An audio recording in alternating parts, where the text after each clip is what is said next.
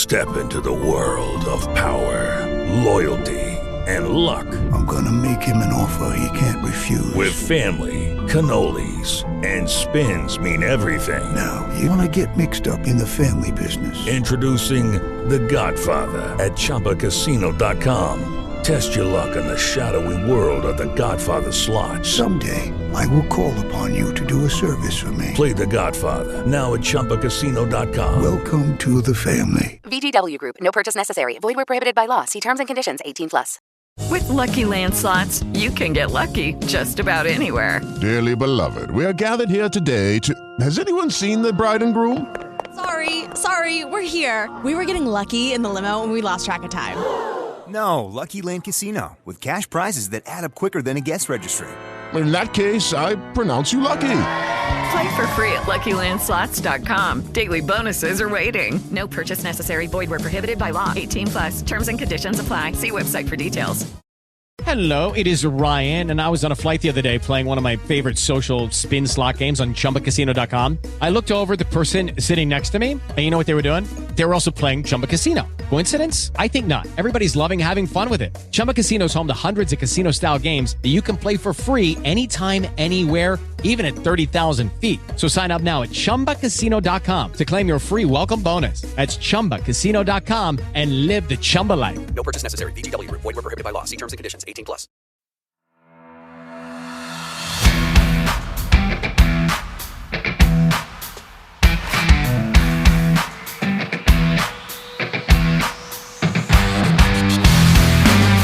Welcome to the Wrap Podcast, the place to catch up on all the regional and national rugby in Wales.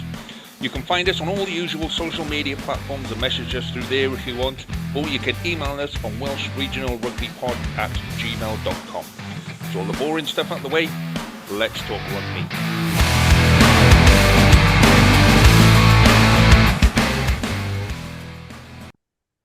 All right, boys, how was your weekend then? Not the best. I've had better weekends, to be honest with you. It was great. I dressed my child up as a pumpkin by putting her in an actual pumpkin. Fair enough. So joining us this evening as well, Iestyn, did you manage to have a good weekend? Well, the other three quarterfinals were enjoyable, but yeah, other than that, well, we can continue where we are. Bring on the URC, I say. Absolutely. So the best thing about this weekend just gone is ignore the Welsh game and just listen to all the Irish podcasts and all the Irish supporters going absolutely apeshit about the fact that they should be in the final by rights because they're number one in the world and all that kind of stuff. So yeah, it was a bit of a shit weekend, but we're not going to let it get to us because, like I say, you've got a lot of URC stuff to come. So let's start as we normally do with a drink of the week. So Harley, what have you got for us in drink of the week this week, my friend? Well, knowing one of the guests isn't necessarily a drinker, so I thought I'd carry you an extra one for the team. So I'm starting off with a Devon Ridge dry cider, which is very nice. My wife bought for me as a celebration for me getting a new job starting in the new year. And then when we start talking about the Wales game, I've gone something a little bit heavier, which is Fox Denton Dark Lantern rum, which is just nice vanilla spice rum, similar to Kraken, just a bit more bougie because I'm middle class now. What's the percentage on the rum? 40, 45? It's actually quite a tame one. It's a 31. Oh, it's not so bad. I think because I'm not too distressed about the Wales result. Otherwise, I'd be breaking out the Navy strength ones. Cool. Okay, so Iestyn, what have you got this evening? Now you're renowned for not being a rampant alcoholic like the rest of us. That comes with age, my friend, and you're far too young to be drinking on a Monday night. So what have you got, mate? Yes, I'm on the Dr. Pepper, so that will be me sorted for the evening. And yeah.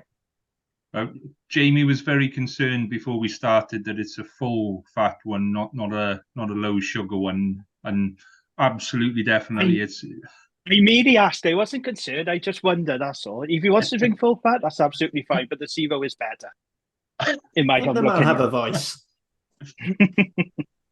Well, I'll keep it up for debate, but I'm happy either way.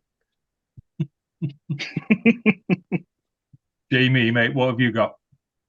Well, I got something different for this week. I've got a beer for the Nibia. Really? Windhoek Lager. Yeah. Windhoek Lager. So nice? I got this from, it is very nice. It's only 4%. It's not strong at all. I got this from the Savannah shop in London. So they sell South African food and drinks. So I picked it up from there. I have got a couple of other South African lagers that I'm going to bring on to the pod in due course. But tonight I went with a beer from the Nibia. And yeah, it's very, very nice. Windhoek Lager. Excellent. It's good to have something a bit different. Yeah. Well, I got something from the same place that I've got from the last 3 weeks, from the Little Groat Brewery, because they had a special on at the food fair thing. So this one's called The Legend of Clay Henry, and it's an American pale ale. It's 4.7. So the one I had last week, I managed maybe 5 or 6 sips. And when I poured it down the sink after, the glass was just covered. You couldn't see through it. No. It was, you know when you give your kids Weetabix in the morning and then you pour it down and there's like the slime that's left after. It was like that down the side of the glass. Nice. So I'm hoping that this one, I mean, it's quite cloudy, but it's an American ale, so it's kind of meant to be. But yeah, hoping that this one's gonna not destroy me like the last one tried to anyway. So there we go. Right, okay, so very little in terms of news, Jamie, but what have we got on the news desk for this week, my friend? Yeah, we got a couple of bits. So news from Cardiff, first of all. Cardiff have signed former Ospreys scrum half Matthew Aubrey and brought in Dragon centre Max Clark on loan. So Matt Aubrey was on trial with Cardiff and he impressed the coaches in pre-season, played in those 2 games and was offered a new deal. And Max Clark has moved to the Arms Park for a 1-month loan after finding himself falling down the pecking order of Ronnie Parade. But there is scope for that deal to be extended as well. So, some more signings from Cardiff and quite interested one that Max Clark. I was a little bit surprised, but I kind of wasn't at the same time. I think it's a move that works well for both parties. So for Cardiff, it gives them a bit more depth at centre, a bit more experienced. But for the Dragons, it does allow one of their players to get some valuable game time under their belt because it was hard to see him getting some game time with Ronnie Parade this season. When you think that we got Steph Hughes there, we got Jack Dixon, we got Theo Tomkinson, we got Nairo Owen, Corey Baldwin, as you know, Lee, former Scarlet, he can play in the centre. We got Jared Rosser, who can play in the centre, although I don't like him playing the centre, but he can play there. And plus, we got the young talent of Joe Westwood and Harry Ackerman from the Wales under-20s as well. So, it's a good move for both parties, I think. I'm interested to see how Max Clark gets on at Cardiff. I think he'll do okay. I think he'll be all right there. So, one to keep an eye on there. What do you think of that then, Ali, those signings? I mean, it's quite sensible because we're still not entirely sure what's going on with Jamie Hill. We didn't see any sign of him at pre-season. And then, you've got Ellis Bevan, then as our only real senior hooker until Thomas Williams comes back with Wales. And then with Max Clark covering Mason Grady, I'd imagine. I mean, very different players than Mason Grady. Yeah. But, and I imagine, if this trial goes well, Cardiff may well sign on because, we've got a habit of nicking the unwanted stuff from Ospreys and Dragons. Yeah, fair enough.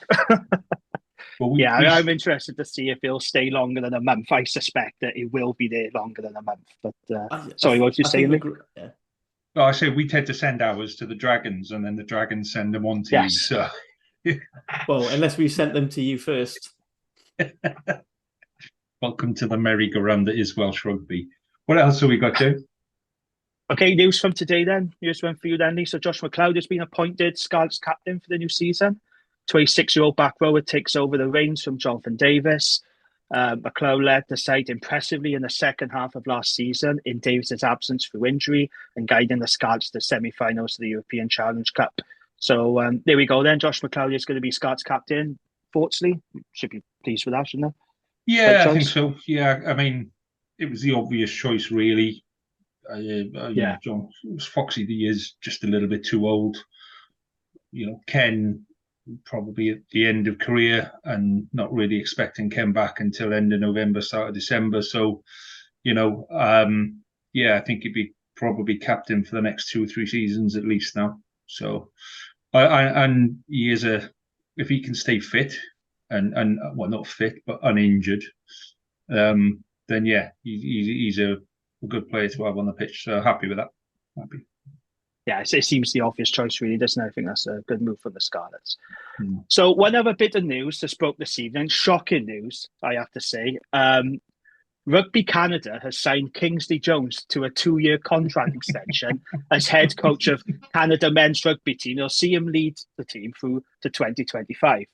So just give a bit of context. We all know how bad Kingsley Jones is as coach, right? But just for context, so he's been in charge of Canada for 6 years now. And in that time, they failed to qualify for the Rugby World Cup for the first time ever. They conceded 57 points to Spain last year. They lost to Namibia, they lost to Chile, and they almost lost to the Netherlands. And according to reports in Canada, the players don't like him. So what did Rugby Canada do? Sign him to a new contract, of course. Makes perfect sense, doesn't it? I mean, honestly, that is absolutely outrageous, isn't it? I mean, this is somebody who's been rewarded for failure, literally been rewarded for failure. Because since he took over from Canada, they've just declined. They've gone absolutely backwards, record defeats. I can't get my head around it. And look, it must be a money issue. I know Canada don't have the resources of other rugby nations. I get it, but surely there got to be other coaches out there. I mean, promote from within if you have to. Surely there has to be other options. I'm flabbergasted by it. I mean, you've only got to look at Rugby Canada's Twitter and Facebook page as well to see the replies. There's a lot of piss being boiled from a lot of Canadian rugby fans are absolutely fuming at this because it's just a joke. He's been rewarded for failure. It's crazy. Yes, Iestyn, what do you make of that, mate? It's just bizarre, really, because the results just haven't been there. And even when they took on Chile in the repechage playoff over 2 legs, and they narrowly won the first leg by a point, and then Chile caused chaos in the second leg and battered them basically. But you must think there must be someone out there that would want the job. And by reading the reaction on social media, I think if results continue as they are, it's going to be a really big struggle for Canadian rugby to, get itself back on the map. But I think the supporters are really worried of the future of the entire game in Canada with this reappointment of Kingsley Jones. Because when's the World Cup in America? Is it the next 2031? One? So it's the one after next. So it's not the next one, it's the one after that. So you'd have to think if Canada don't make the World Cup in the USA, then that will be pretty devastating for the country as a whole.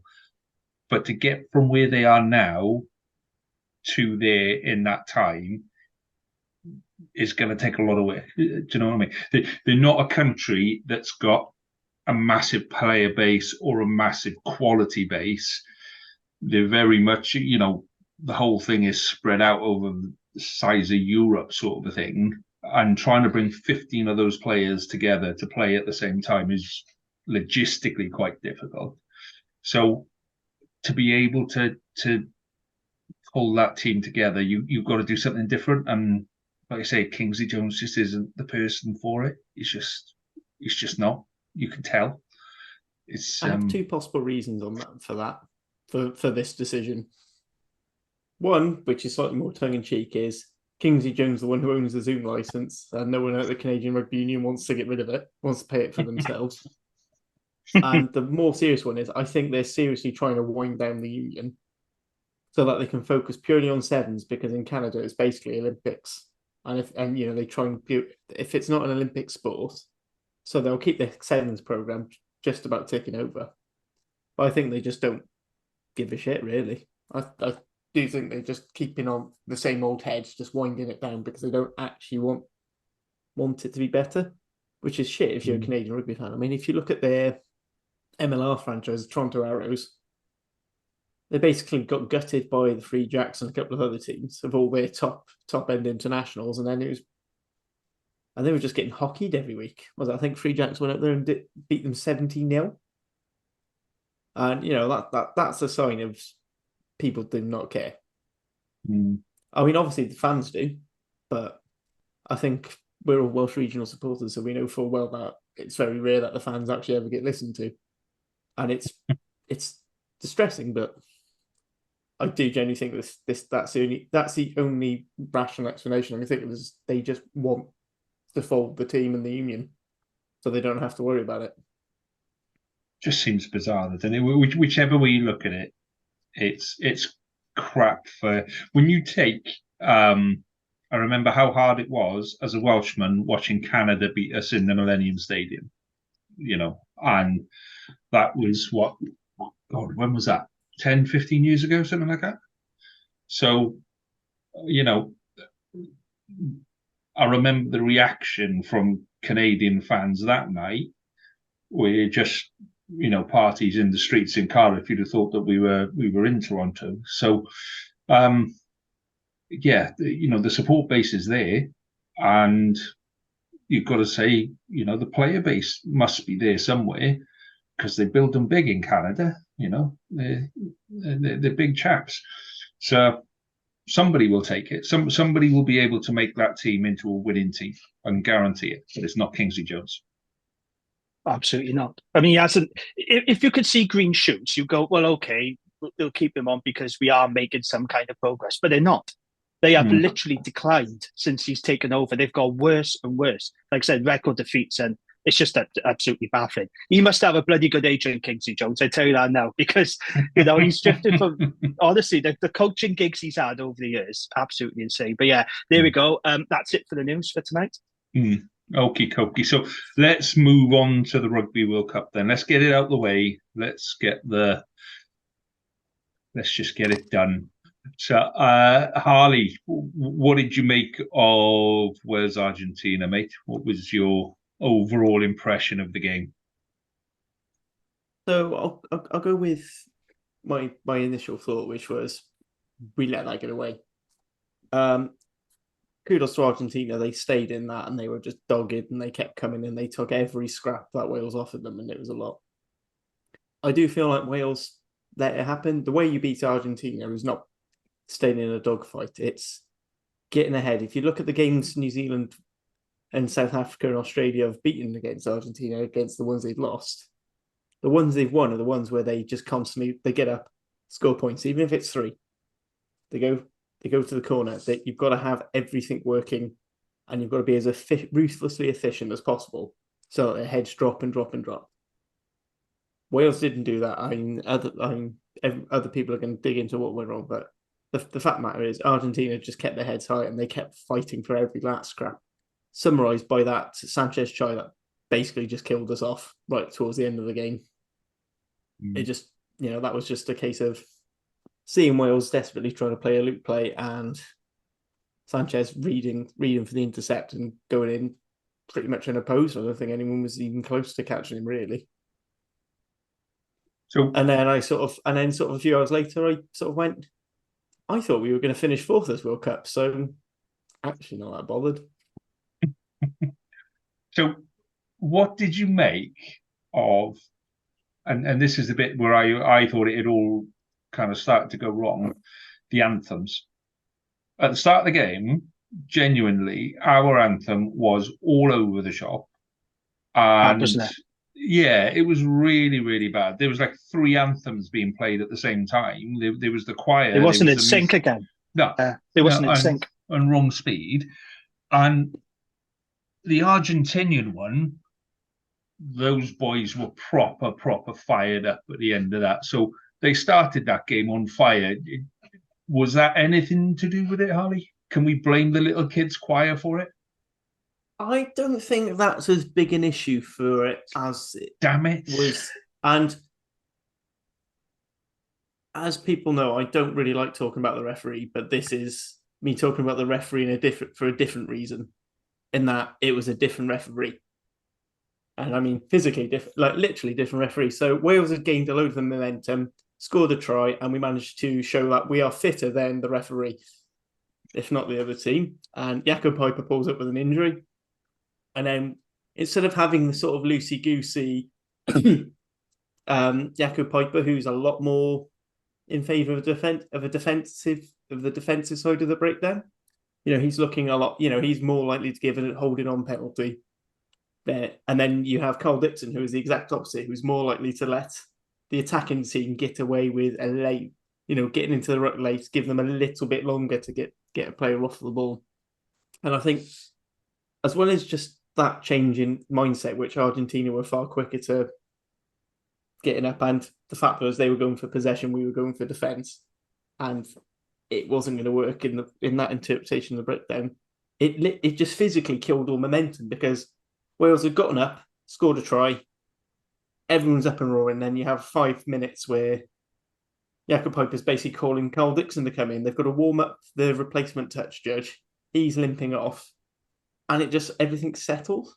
And then it's almost like, right, that's gone. So then Argentina can build again. And it goes back to my thing of saying the way to beat Argentina is to just keep on them, and it's just keep hitting, and getting their heads to drop. And I think I said that for me, I think was far bigger than the anthems. The anthems were just awful, but I'll be honest, I've started tuning out the anthems and like waiting for the action. I wait until I hear the ad break after the anthems, and then I'll go sit down. Yeah, on S4C, they don't have an ad break in between the. You wouldn't have S4C, would you? So S4C still keep talking about the game and all that kind of stuff in that 3 minutes where ITV bugger off and sell some Volvos or whatever, or Land Rovers. So I need to learn more Welsh, I do, because I need to watch SOC, because ITV coverage just depresses me, quite frankly. I really need to brush up on my Welsh and just watch SOC, because, I've had my rant on ITV coverage already on this pod, and I'm going to do it again. But yeah, S4C all the way, isn't it? The problem I have with watching S4C is because I've got BT and I live in England. BT don't do the alternate BBC channels, and they don't do regional channels like S4C. So I've got to go through iPlayer. And as Iestyn will know, when we've spoken about games in the past, streaming it through BBC iPlayer leaves you about a minute or two behind everyone else. Yeah, it will, doesn't it? Yeah, fair point. Yeah, because we did that when there was one of the warm-up games that was on, and I was travelling home on the motorway. The wife was driving. I had the game on my phone. I knew boys were going cracking try, superb that. And I go, what? What's it? And then about 30 seconds later, we go and score. And I'm like, oh, for fuck's sake, come on. I had to mute the chat group so I could watch the bloody game. So, yes, let's look into some of the specifics of where it went wrong, mate. How key were those 3 lineouts in the first half, 3 lineouts in the 22, and we ballsed up all 3 of them. Scrum didn't go well. Where do you reckon we lost that game on Saturday? Yeah, I think it was probably the momentum had shifted from those, well, as Harley said, from the referee change, if we're being completely honest. I thought Wales looked a bit controlled and when Piper was in charge, but as soon as Dixon came in, it came a little bit more of a free fall in all aspects. But those lineouts, as you said, yeah, they were very crucial, and you just felt like they needed to take one of those chances. And Harley's already alluded to, if you want to beat a lost Pumas side, you need to be on it from minute 1. And the example I've just popped in my head was the All Blacks of the Rugby Championship this year, when they were playing out in Argentina. They just ran in something like 3 tries in the opening quarter, and Argentine heads just dropped straight away then, and the game was done.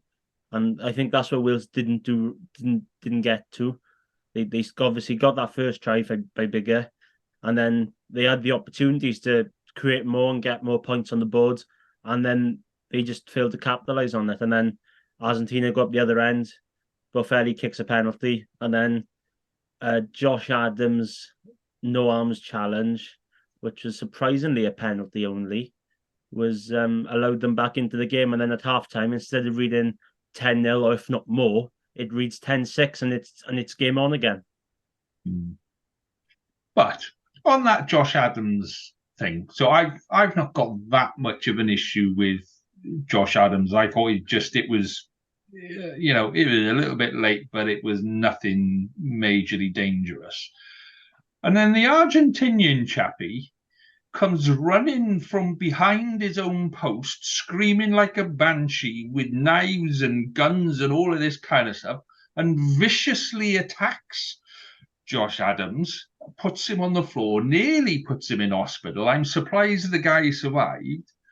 But do you know what I mean? And there wasn't even a review of hang on, there was a 50-50 because he did come in, he was a good 10 meters away, and he came in and he floored Josh Adams, and there was nothing happened. And you're just like, well, if you're going to review one, you've got to review the other, Well, sure. It's a case of Carl Dixon for me. After watching Ospreys against Montpellier in Europe at least 3 times, a game which Dixon refed and should have sent off Paul Willemse after about 5 minutes. It just felt like, he's going to probably ignore a couple of decisions where you think, hang on, you might need to have a little look at that. But yeah, it's Carl Dixon. And funny enough, that day Willemse scored twice, and there was a bit of a cagey affair. But yeah, everyone is having to go at Adams for that tackle, but the reaction, you could argue, could have reversed the decision, but when watching it live, I did think Adams did tuck in that shoulder a little bit. It did look a little bit naughty, but I think an Argentine penalty was probably the fair decision. Okay, I'll give you that one. So, Jamie, could we find anything in that game that went well? Any positives in there at all? I mean, it's difficult, isn't it? Because when it's a game of missed opportunities, it's you just focused only on those missed opportunities and what went wrong. But look, for the first 30 minutes of that game, Wales were in control of it.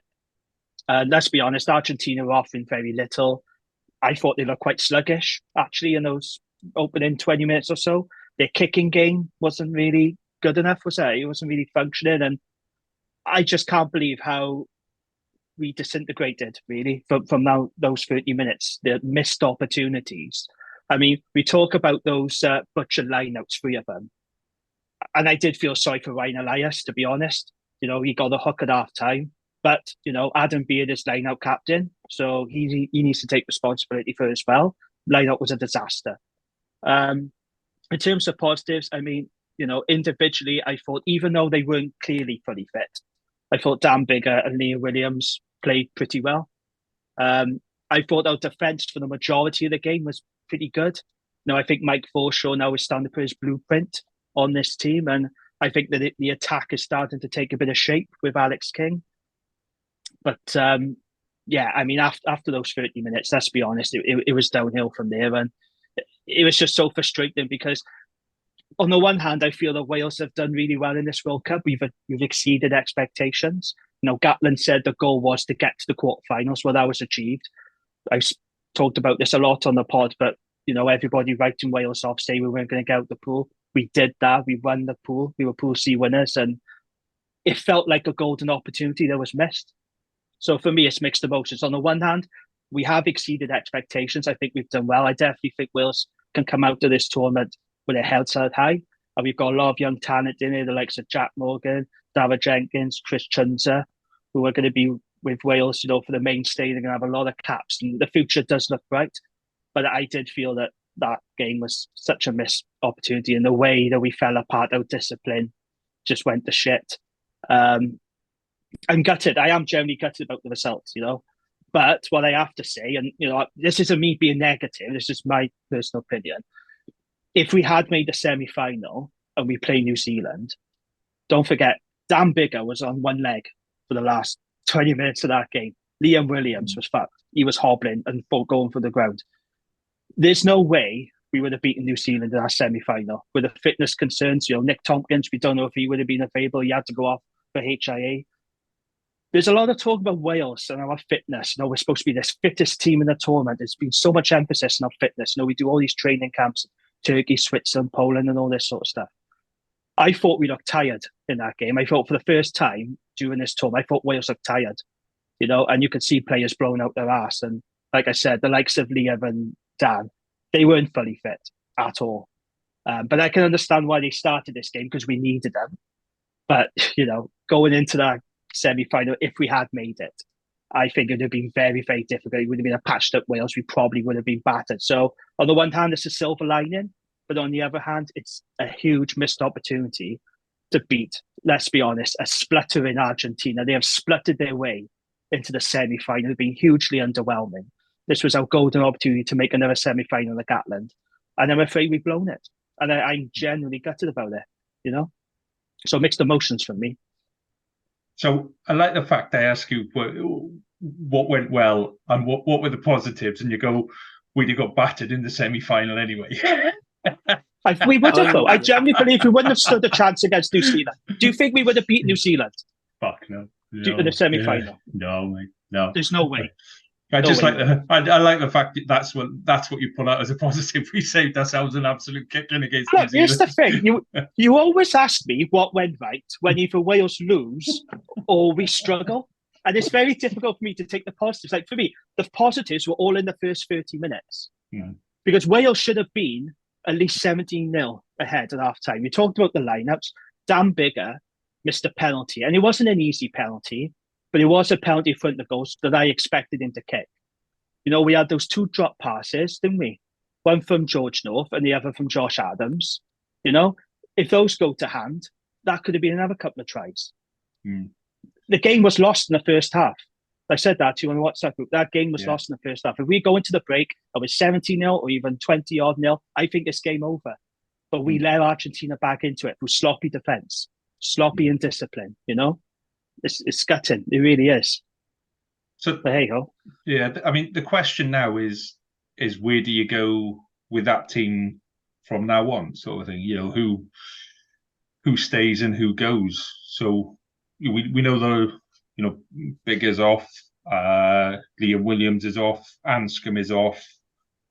Who else do we Halfpenny expect? Probably. I don't imagine we'll see much more Dan Lydia. I think if he was fit, he'd be on. If he was fit enough, he'd have been on the bench or something. Mm. And I don't think he was particularly impressive against Portugal. But I think hang on a minute though. Hang on, sorry, Liam Williams, mate. Don't forget, he is still eligible for Wales. Same with Anscombe. Now, yes, they won't be available for the Six Nations, but they have not said they're quitting. Far from it. They both said they want to play for Wales. So the question is, does Gatland now move forward with those players? Do you keep that little bit of experience, or do you do a complete reset and go, thanks for your service, boys, but we're moving on? So Biggar has officially retired, but Liam Williams and Gareth Anscombe have not yet retired. They're still putting their hand up for Wales, but they won't be in the Six Nations. I think it's important to clarify that. Yeah. But I think you now look at it and you go, right, okay, we've got the core of a young squad there that we've got to move on. We've got to build it around that young squad. Gareth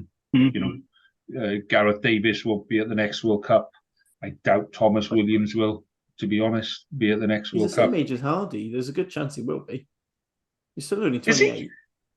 Yeah. I thought he was older than that. I thought he was 30. No, he's just been. It's the same as George North. Everyone thinks George North's about 36, and he's actually only 31. Yeah, he's been around for so long. That's fine. Yeah, that's the thing. Some of these people have been in the squad for ages. Yeah, but I think that we need, particularly in the pack, to look at the new players coming through, the likes of Shins. I think that where we're going to struggle is front row. I think we've got a lot of potential in the front row, but we need somebody to come through and be world class. And the only way they do that is by playing at international level, if that makes sense. The only way you become a world class international prop is by playing really, really good props and learning from that experience. And I don't know if any of our youngsters coming through are in that kind of set. Domachowski got fucked left, right, and centre on Saturday. He couldn't catch a ball, he couldn't pass a ball, he couldn't scrummage, he couldn't lift in the line out. See some of those passes he got given, straight to his hands. And why the fuck can't you? Most of them were to his knees. I don't know about you. My hands are up here; they're not down by my ankles. Well, there's your issue, because everybody else has got their hands out in front. Because it wasn't Kensley Matthias. He's still a pup though, isn't he, Nowaczewski? He's still learning. I think we forget that he's learning his trade at test there. But now, but the problem, So I was just going to say there is an argument that Nicky Smith should have been on the bench that's for the this problem. game. No, but we will have to going forward. We will. Going to James' point about players looking knackered, it's because we've had to. It's the same thing as pretty much every World Cup. We've had to play these players throughout. They've all had to play an extra game longer. That Faletau probably should have had a game off, but because of his injury, he wasn't allowed. And with Anscombe just basically being held together with sticky tape and hope at the moment, that's meant that Bigger wasn't able to have a good and Bigger had to play on and had to play that game because as much as a promising talent Costello is, you're not starting him in a quarter-final. Let's be fair, if it wasn't for the Tompkins injury and just realising that Dan Bigger was basically being forced to wherever play wasn't, Bigger would have stayed on the whole 80. And that's, that was a risk Gatland took. Yeah. But the problem the only other option was Owen Williams because we just didn't. I know everything goes back to Pivac, but we wasted so much time chopping and changing and trying to Callum Sheedy here, bringing Jared Evans back for 2, bringing Priestland for a token cap, capping literally every single back 5 player Cardiff have that's qualified for Wales in like 3 games. And we've ended up with a core of players who are really experienced and a core of players who have no experience. And then when one of your experienced players goes, you haven't got someone to step up and help. But there is a point. I'd say that actually Pivac gave more experience to more players than Gatland ever did.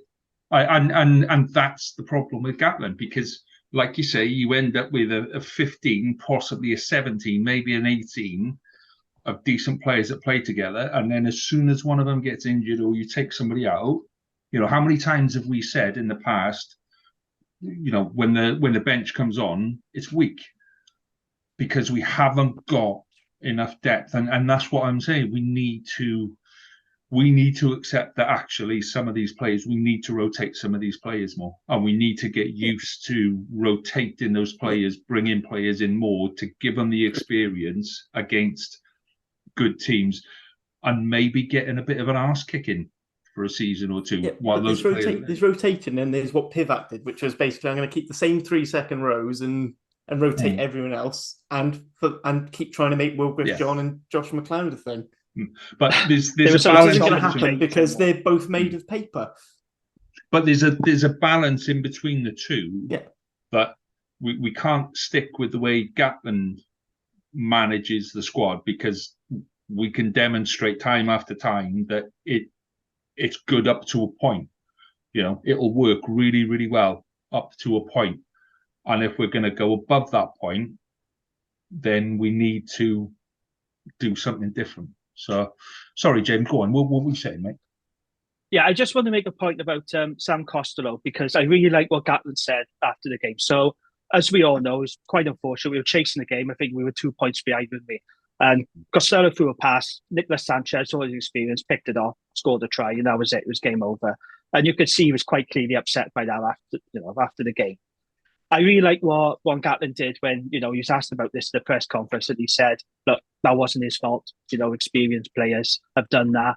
He was very praiseworthy of Costello and he said he's the future going forward. I thought that was really good man management for Gatland to do that, to pick him up because he would have been utterly devastated by that. However, said that, you say you're worried about the front row with Wales going forward. Now I'm worried about the 10 position because we've lost Bigger. We're not going to have Gareth Anscombe available now, because he's in Japan, so we went along for the Six Nations. He's going to be our number 1, and we got to stick with him because he is a talent, but he is raw, as we've seen. I'm not convinced by Owen Williams in the Wales should. I think he's great for the Ospreys. No, yes, don't disagree with me, but I've yet to see Owen Williams have a really good game for Wales yet. I just haven't seen it. All I've seen from him is 6 out of 10 performances. Where else, what is the fly-off cover looking like now? I've seen people say, let's bring through Will Reid at the Dragons. I can tell you, no, he's not ready. Will Reid's a very talented young player, but he's not ready for international rugby yet. No way. So I'm quite concerned about the number 10 because it is a key position. I know we build it up in Wales, don't we? We focus far too much on it, but it is a very important position. That person pulls the strings, and I am concerned about what our 10 position would be like in the Six Nations. Who are they going to go with? Costello and who? Jared Evans is gone, as we know. So it's tricky. It's going to have to be Owen Williams. It will I mean, be. Callum Sheedy's still eligible, but I mean, is he even going to be playing any decent game time for Bristol? He's not. He wasn't even in the Bristol team. No, he can't even get in the Bristol team, Callum Sheedy. So where do we go from here? It's very difficult. Weirdly, I see loads of people going for Ben Thomas, who Matt Sherratt has said he is literally going to be a 10 in emergencies. I see him as a 12, maybe 15. Yeah. And actually, I think that's a really good use of Ben's talents. And then you've got Arwell Robson. I mean, again, he's still no idea. He looks promising in the start, but, he's the guy who the Dragons didn't want to keep hold of. And then, you've got Jack Walsh, who can't kick a goal. Unless it's against Cardiff, apparently. Bastard. So it is a problem position, though, isn't it? Yeah. No, you're right. I mean, in theory, we should have four or five options, and they're just not there. So, Iestyn, what do you make of the squad changes going forward now? Who would you change? Who would you keep? And where do you think the problems are? It's a good question. I think 10 is a real problem. Like we've said, are we going to start Costello in the Six Nations? Are they going to bring Owen Williams back into the fold? We'll obviously have to wait and see what Owen Williams' performances are in the URC first of all, before we talk about the Six Nations. I'm not looking that far ahead, if I'm being brutally honest, but I think back row as well. I think 6 is a bit of an issue as my voice is disappearing. Is that Dr. Pepper, mate? That's what that is. I'm not sure what it is, but should have gone for a 0, see? Yes, I should have cut down on my sugar, but I think 6 is a bit of an issue. I'm really not sure about Christ Twins, if I'm being totally honest.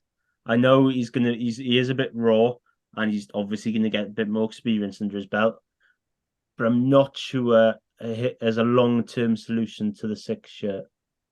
And that's probably one of my biggest worries, as well as second row, because Will Rowlands is not going to get any younger. And Adam Beard has spent the last 2 years playing a ridiculous amount of rugby, which has been heavily criticised by myself.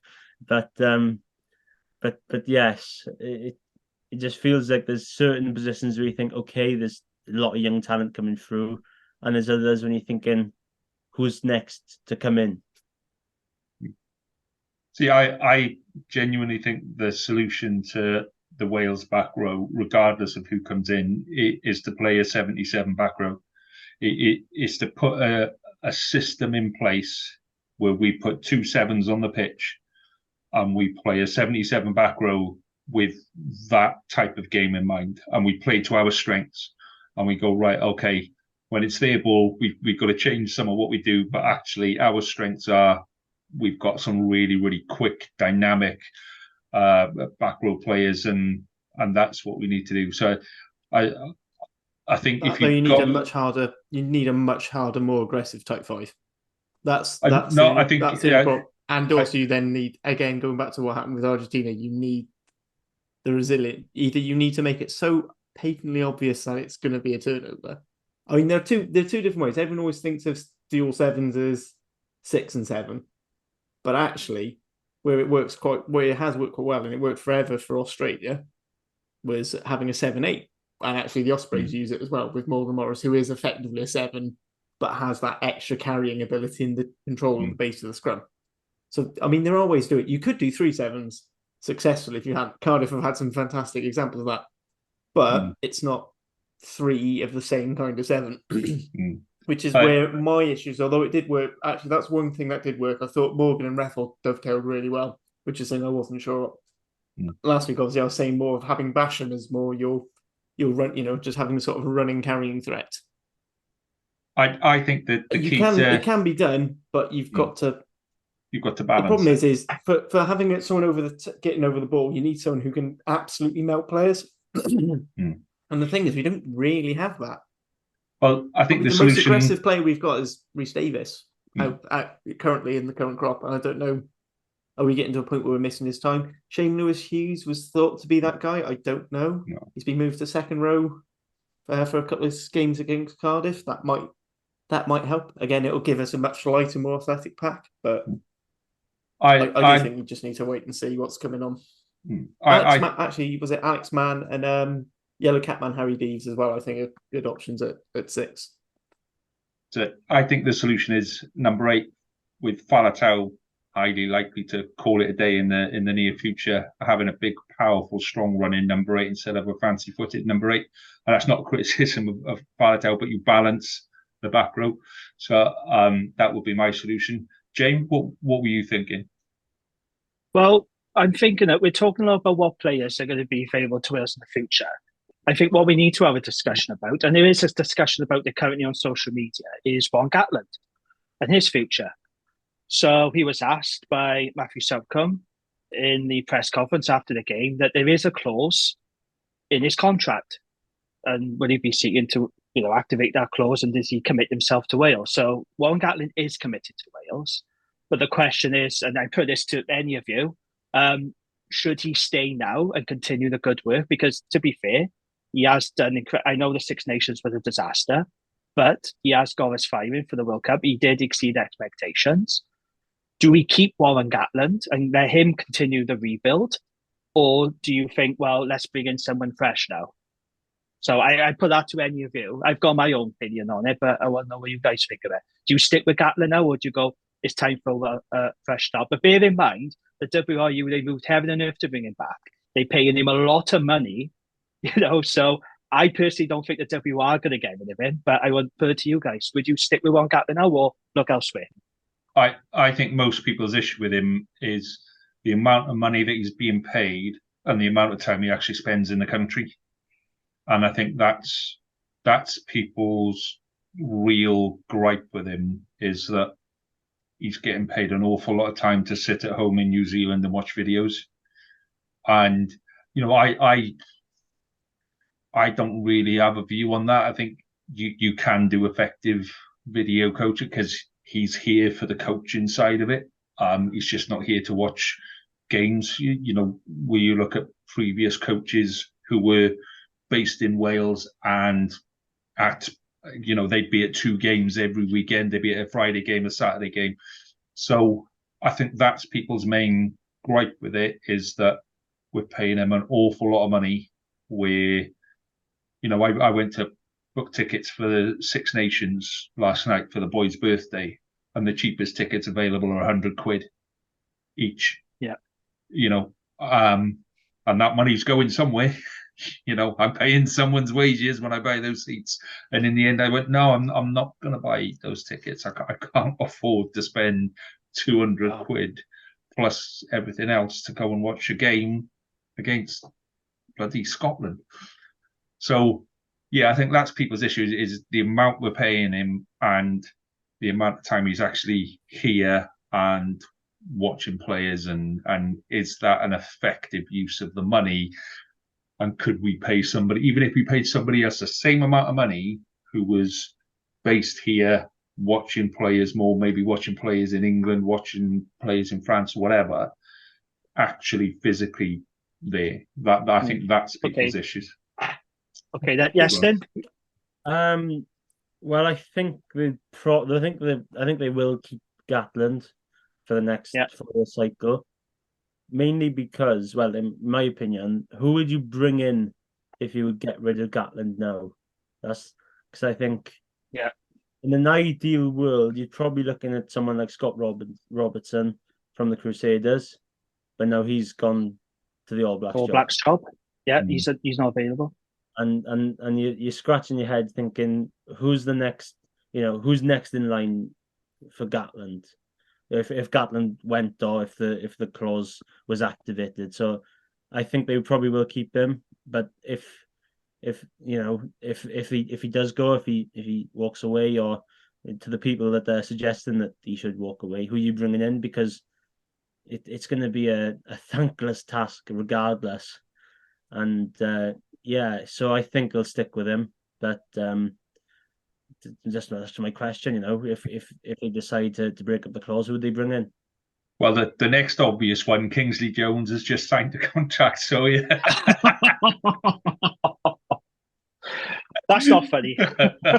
Option 3. Harley, what do you reckon, mate? I'd keep Gatland. Again, same reason, Iestyn. Who else do you bring in? Two, I completely disagree with the whole thing of, you have to turn up to a game to know what a player's doing. No, how many times have we been at a game and thought, oh, that's bloody stupid, what on earth's going on there? And you've watched it back and actually, then it starts making sense because you can see better, seeing all that, having the benefit of replays and stuff, and they're going to have far more access to footage. And actually, he does tend to live in here because he tries to avoid his son Brent. And like his daughter lives in the UK, I think, at the moment. So he is going to be based. And actually, you do see him occasionally. It's just because he's not an Eddie Jones figure who everyone pans to because they like getting a good boo out of the crowd. The thing for me is, if we get rid of Gatland, we bring the next person in. What's the saying for 3 years' time? Then we get to the next autumn we get to autumn internationals in 2026. The new coach is utterly shit, and they pay a shit ton of money to bring him back in to steady the ship. Well, I think what the WRU need to do and work with Gatland and work with the regions, which is definitely not going to happen, but what needs to happen is they all need to work together, and Gatland turns around and says, this is the game plan I want the national team to play. This is the framework. I would like to develop these kind of players. You can make your own little innovations around it to make yourselves individual, but this is effectively the sort of style I want to play. And then everyone's going towards one point. But the problem is, you're not going to get the Scarlets and Cardiff playing Ospreys ball. No. Definitely. Because let's be fair, not even the Ospreys want to play Ospreys ball. Or Toby Booth ball. Oh, there you go. There's the answer. Who's going to be the first coach? Get Toby Booth in. There's and we'll have the exact same, and people will just be like, and just be moaning because it will all be Ospreys players again. But you've got to go in. Sean Edwards came in and he coached the regions to try and get a similar defensive system, so that players, when they came up, were used to it. So before Jamie finishes off that last bit on Gatland and what have you, throw that name in, Sean Edwards. Yeah, because Sean Edwards' contract finishes after the World Cup. Yeah, because he always has a 4-year contract. That was his issue with Wales. Yep. If he now came back in as head coach of Wales, is that an option? Is that genuinely? He's never been a head coach, has he? You're taking a risk then, but then again, Andy Farrell was never a head coach, and that actually, as much as we're taking the piss out of Ireland going out in the quarterfinal again, that was an incredibly successful coaching reign. I mean, far more than Gregor Tanzad, who's had like nearly 8 years in the job for Scotland. Because he's actually won trophies. That means something, not just weird derby trinkets. So, James, finish off the World Cup for us, there, mate. So, do you keep? What are your thoughts on it? Well, the first thing to say, you mentioned Sean Edwards there. He signed a new deal last year, so he's contracted to 2027. So, unfortunately, you're not going to get Sean Edwards in, and the WRU are not going to shell out that kind of cash. And I doubt whether Sean Edwards would want to come back, quite frankly. So that rules Sean Edwards out. He's contracted to France till 2027. I just had to look that up there because I remember he signed a contract recently. Yeah, he did, didn't he? But yeah. I just think if there's no credible alternative, then you just stick with Gatland. Because I saw a lot of people saying on Sunday morning, we need to make a fresh start.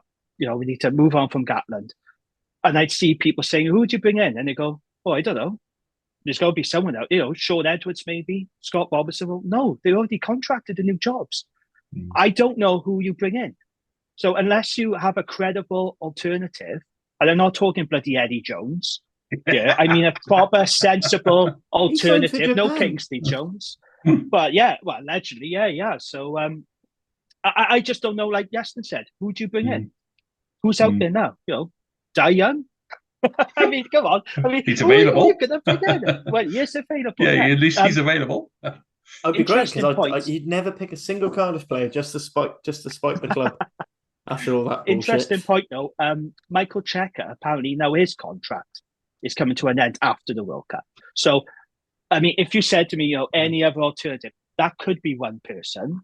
And Harley's shaking his head. I'm just trying to think of people who are available. And he is a good coach. You can't deny he's a good coach. Michael Checker's a very good coach. So why not? Why are you shaking your head? What's wrong with that? That's about it. What's wrong with that? He is notorious for burning out players and coaches. Like we just perfect for Wales. Yeah. That's the Welsh way. That's what Yeah. Gatlin does. Yeah. Yeah, but I said the thing is, whereas Gatlin's considered more of a better man manager. I mean, he did waterboard his players this time out, which clearly didn't work. But check. Like, if you look at Michael Cheika's teams after about 18 months, which we're getting to now, so no wonder his contract's finished. It sort of just tumbles off a cliff, and it's just infighting, and no one likes each other, which is a bit like Welsh regions, but the team Wales tends to stay a little bit better. Right, so let's check it. If we're getting Cheika in, we get him in 2026. No earlier. We need to stick with Gatlin, don't we? Because, like I said, WRU moved heaven and earth for him, and Nigel Walker's already said that they want him to stay for the next cycle. So yeah, Gatlin to stay for me. Yeah, let's move on then. Let's park that. We'll skip semi-final predictions. Let's just assume that New Zealand. Yeah. Oh fuck! I got all 4 of them wrong. I managed to pick a loser in every single one of them. But let's just assume New Zealand beat Argentina, South Africa beat England. So then it's New Zealand and South Africa in the final, and it's an amazing final. And we'll talk about that next week. Let's talk about important things. Let's talk about URC. Let's get down to the nitty gritty of important stuff, and let's do that. So let's have a chat. So just let everyone know now that we've got a podcast for each individual reason, like we said before. Okay, so Iestyn is on our Ospreys and Podcast Cymru. Have I got Podcast Cymru right? Iestyn, I haven't actually asked. Does the name work for the Welsh language one? Yeah, that's probably it's good. It's good enough anyway. I've heard a lot weirder names for podcasts and things in the Welsh language. So Podcast Cymru is fine. That's right. God bless Google Translate for that one. So so we're going to leave it to the podcasts to go into a lot of depth on the individual squads and all of that kind of stuff. So, but we're just going to do kind of like an overview of what we're expecting, who our breakthrough players are, where we think we might be a little bit vulnerable, and where we think we're probably going to finish at the end of this season. So let's kick off with you then, Jane. Who's starring in the Dragons camp at the minute, mate? What kind of season are you expecting, and where you're going to finish? Look, so I'm feeling cautiously optimistic about the Dragons this season, and I'm doing so for a number of reasons. So I think going into private ownership was really important for the club, and I think had that deal not been done, I think that would have been the end for the Dragons. And credit to David Buttress and his consortium, we've sorted that. So we're in control now of our own destiny. I think that was really important going forward. So I think that's good. I think our recruitment has been pretty good. Kai Evans and Rodrigo Martinez has been really good in pre-season. They're the standouts for me, for what I've seen. Our set piece looks solid in pre-season, which is something you don't often say about the Dragons. Let's see if that keeps up in the new season. But for what we saw in pre-season, we actually had a scrum and our driving lineup looked tasty. So that was encouraging. And look, we've had an unbeaten pre-season. We were the only Welsh team to not lose a game. We had good wins over the Ospreys and Scarlets, and we're heading into the end of a game in pretty good shape, I think. And we've got 4 out of the first 5 games being played at Ronnie Parade. So for me, it's really important the Dragons get off to a good start. They've got to have a successful block in that period, because if they don't win any games or many games, I think it's going to be they've got a tough run of fixtures after that. So it's really important they have a good couple of wins in that first block. But look, we always end up in a basement battle with Zebra, but I'd like to think that we could finish a bit higher than 15th, if I'm being honest. But for me, there's 3 targets for the Dragons. These are my 3 targets I want to see the Dragons do. So I want us to avoid being the worst Welsh team. That would be good. That would be nice. I want us to end that silly hoodoo against Cardiff. This is getting ridiculous. That needs to be put to bed. And we need to make the knockout stages of the European Cup and get a home draw. So those are the 3 things I think those are the targets I think the Dragons should be aiming for. And I do think they are realistic and achievable targets. But in terms of where we'll end up, I've got us down as finishing 14th. My co-host Gavin on the Dragons Layer pod, he said 30. Well, no, listen, it's pointless saying stupid shit like, we're going to finish 8th or, in the top 5. You got to be realistic, haven't you? You've got to be realistic and you've got to set achievable goals. So this is just where we are with the Dragons. I do think 14th, 15th, but I am going to say we'll finish 14th. But to be perfectly honest with you, again, we had this conversation on our Dragons pod. I don't think any of the Welsh regions are going to make the top 8. I think there's a block between 9 and 16, and I see that we'll come on to this later, but I think we're going to see the Welsh teams in that block of 9 to 16. And yeah, like I said, it would be nice to see the Dragons not be the worst Welsh team, because that hasn't happened for a number of years. I mean, last time it happened, I think it was 2019, it was the Ospreys who were the worst team. Because I think they had Alan Clark then, didn't they, as coach? But yeah, it's... I'm looking forward to the new season. I am looking forward to it. I'm going into it in high hopes, but ask me later on in the season, and I'll probably have a different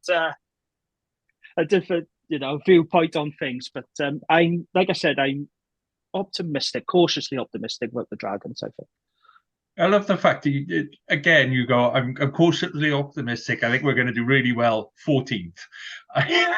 Yeah. It's an improvement that would be last good. season. Listen, that would be an improvement. We won 4 games last season. That would be an improvement. So, yeah, I said, I'm a realist, mate. I'm a realist. I think you're undercooking yourself again. I genuinely think that this could be a season for the Dragons. I genuinely do. I think it's... I've heard that so many times. You've got no idea how many times I've heard that. I've had enough false stones to last a lifetime. I've had too many false stones. Was the year to win the Welsh Shield purely because no team has more experience than Wales of being on a £5 million budget than the Dragons. Yeah, they're used to working on a slow budget. Well, that's an important point, mate, because when you look at the other 3, they've had to massively cost cut. The Dragons are by far the most stable team because they've used to working on a low budget. They haven't had a mass exodus of players. So, Harley is right there in what he's saying. So that does go in our favour. But I don't think we win the Welsh Shield. I can't see us being top Welsh team. But I would like us not to be the bottom Welsh team. That would be nice for me. And I think, like I said, that's an achievable, realistic target. Okay. Harley, Cardiff. Well, obviously, I mean, let's be honest. We were down to a bare bones crew by the start of pre-season. Maybe this has helped the fact we haven't been able to start pre-season till late, so we're not completely knackered out, so hit the ground running. I think for Cardiff, really look forward to seeing how Tinius De Beer goes, because by all accounts in pre-season he was lighting up everything. Plus some of the new props we've got seem pretty decent. I mean, Kieran Alzarati and Teddy Williams look like they are, it looks like they've already made a huge step up from their time in the Wales camp, from all the things I've heard from people who've been to the 2 games. I mean, I think Shane Lewis-Hughes coming back, he's got a big chance of break in, especially with all the problems at 6. And, people are touting him as maybe being our next Josh Turnbull, who's getting on a bit and maybe hopefully relying on less. I mean, it'd be interesting to see what happens when, particularly for us at fullback, and which leads on to also at centre. So obviously we've got it looks like our main guys for fullback are going to be Cam Winnett and Jacob Beetham, and Jacob Beetham's also been playing a bit of 12. And obviously you've got Ben Thomas, who does a similar thing, which suggests a little bit how we're going to play. In terms of the season, I think if we can retain the Welsh Shield, that would be great. I think that's a realistic expectation for us. And then the big thing for us, I think, is the big deciding factor in us not making the playoffs last season was not picking up bonus points. When we were winning games, we weren't ruthless enough to score 4 tries. And when we were losing games, we couldn't just stay in the fight till the very end and get the pick up the losing bonus points. So I'd very much like to do that, and I'd like the Arms Park to be a complete fortress. If we could try and win near enough every home game, I think that'd be fine. And then, if we shit the bed at the end of the season in South Africa, it doesn't really matter as much. I mean, the big thing for me isn't necessarily URC, it's going to be Europe. and I hope we just have a fucking laugh because we have got banter teams, frankly. Because all right, I know Bath have been utterly dire in the Premiership. They've got Finn Russell, and if you've got Finn Russell in your team, you are a banter team. That's the end of it. There's no two ways about it. Someone's sending out for a Greg's at half time when you're playing them at home, aren't they? Exactly.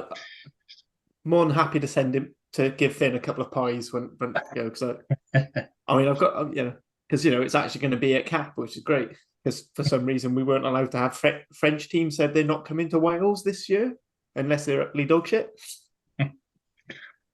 Okay, so moving on from Harley's rather positive assessment of Cardiff. So Iestyn.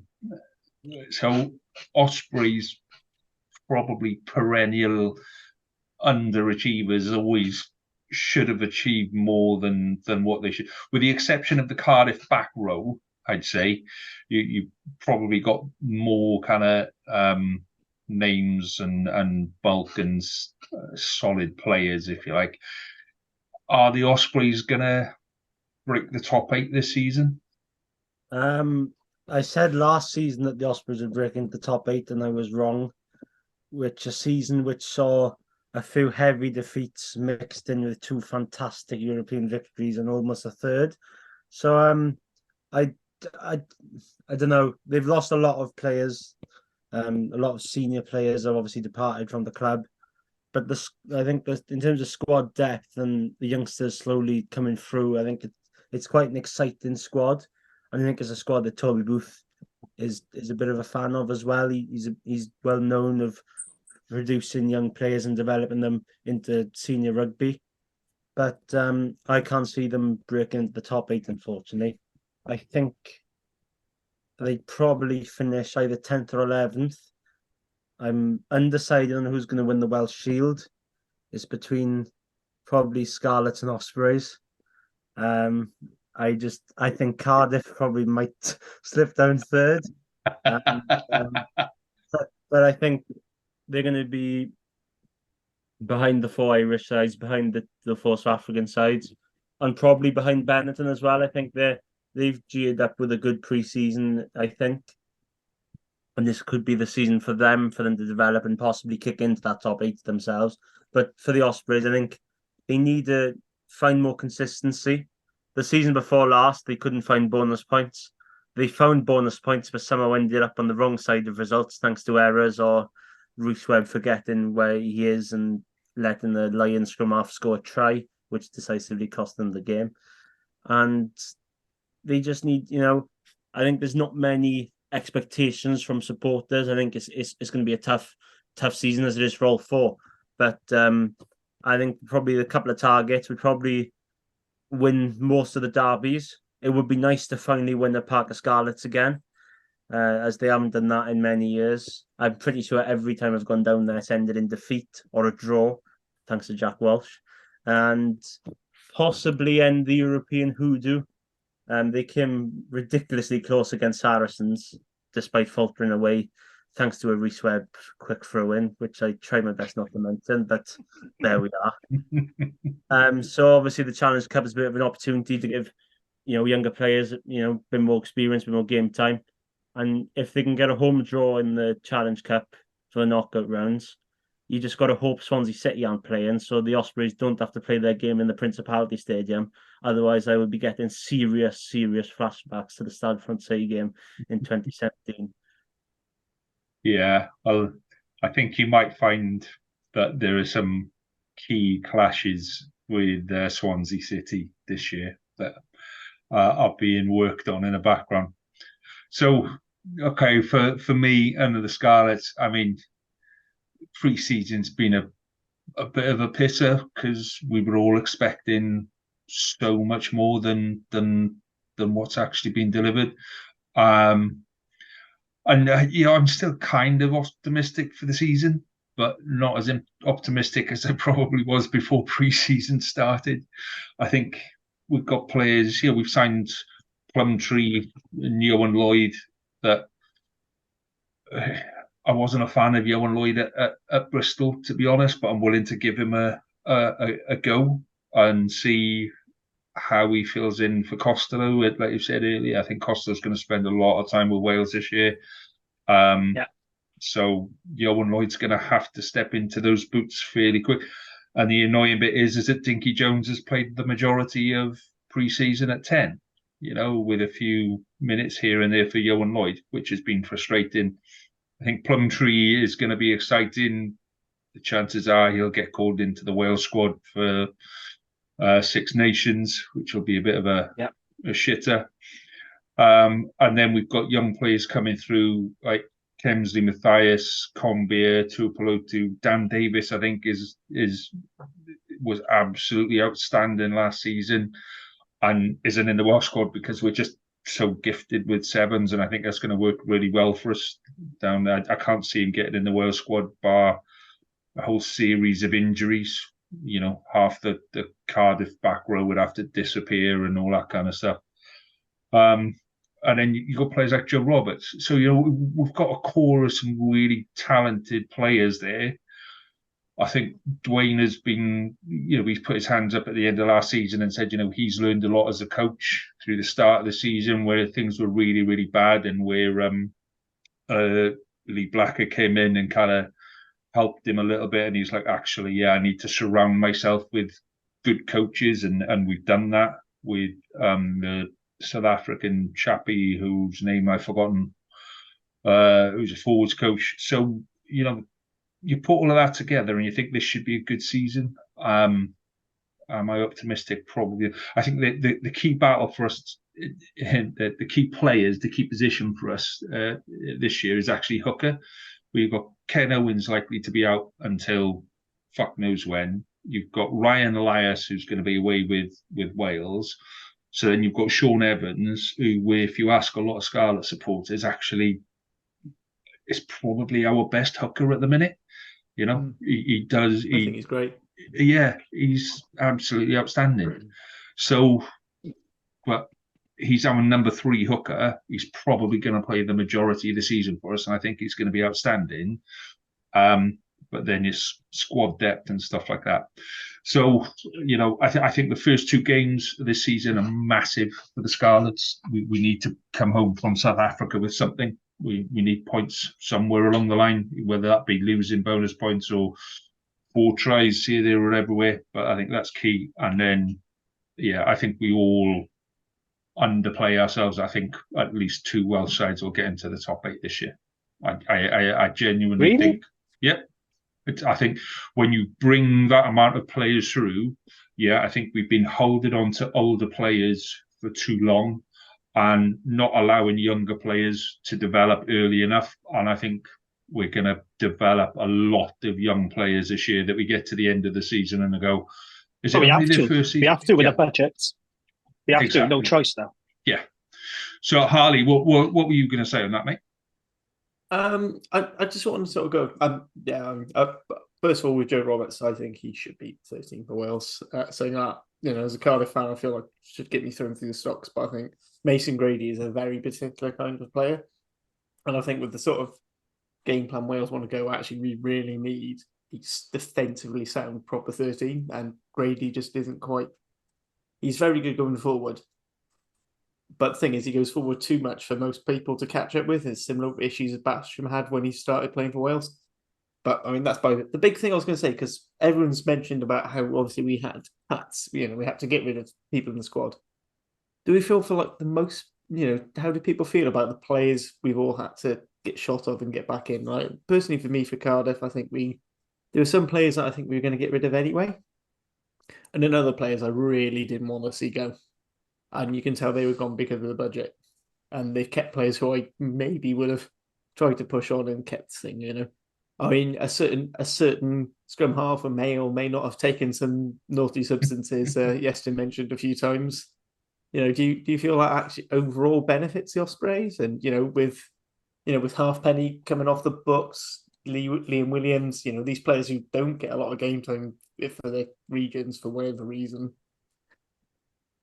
Do you think overall some of the squad? I mean, Dragons probably were closest to 1 in, 1 out. Do you think the players you've gained are better than the players you've lost? And just opening up to the floor of what people think. My wife is gutted that Lee Halfpenny is gone. Put it that way. Yeah, she's my wife is gutted to see the end of Lee Halfpenny. She's the only one in our household who's gutted to see Lee Halfpenny go. So I'll leave that to you. But yeah, I don't think. I think we've been holding on to players for too long. I'm surprised, genuinely surprised to see at the Scarlets the likes of Samson Lee, Foxy, if I'm honest. As hard a decision as that is, it was probably a difficult decision, and I think he's probably on a 2-year contract, so it might be his last season. I don't know, but I wouldn't be surprised to see Foxy go. Scott Williams, genuinely, as highly as I rate Scott Williams, genuinely surprised to see him still there. And Johnny McNichol, I'm surprised that he wanted to stay. So, he could have been another one that would have gone and could have made a lot of cash elsewhere, even if he was in the middle of a 2-year contract. So I'm surprised to see him still there. So, some of the players that have gone, I'm not too disappointed, but I'm surprised that more didn't go. Put it that way. For us. What about you, Iestyn? Anyone? Let me ask Jamie's favourite question. Just on the Ospreys, yeah. Who's the player that you're most glad that you kept? Oh, I wasn't going to give you the answer yet. I was going to mention how important. I'll say his name, please. Let's just say his name. Say the line, Bart. Say the line. Say the name. I was going to mention how important the re-signings of Jack Morgan and Dewi Lake were, but as you all are gagging for it, I may as well say Nicky Smith. But